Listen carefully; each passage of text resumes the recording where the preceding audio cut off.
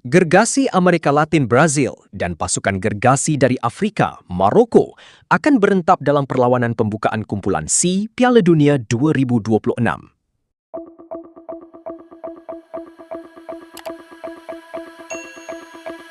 Dibimbing oleh jurulatih berpengalaman, Carlo Ancelotti, Seleção hadir dengan misi untuk merangkul semula gelaran juara dunia yang kali terakhir dimenangi pada 2022.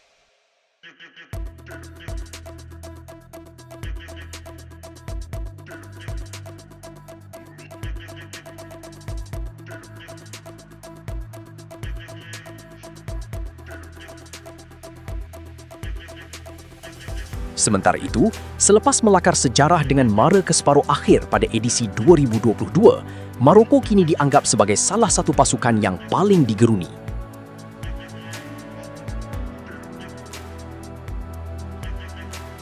Mereka membawa momentum hebat dan reputasi sebagai kuda hitam yang mampu mengejutkan mana-mana pasukan besar.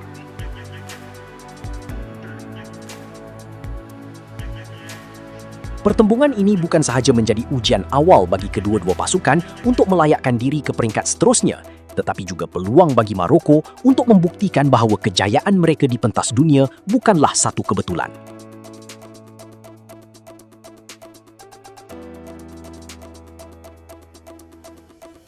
Peminat bola sepak dijangka akan disajikan dengan corak permainan menyerang dan taktikal yang berkualiti tinggi dari kedua-dua belah pihak.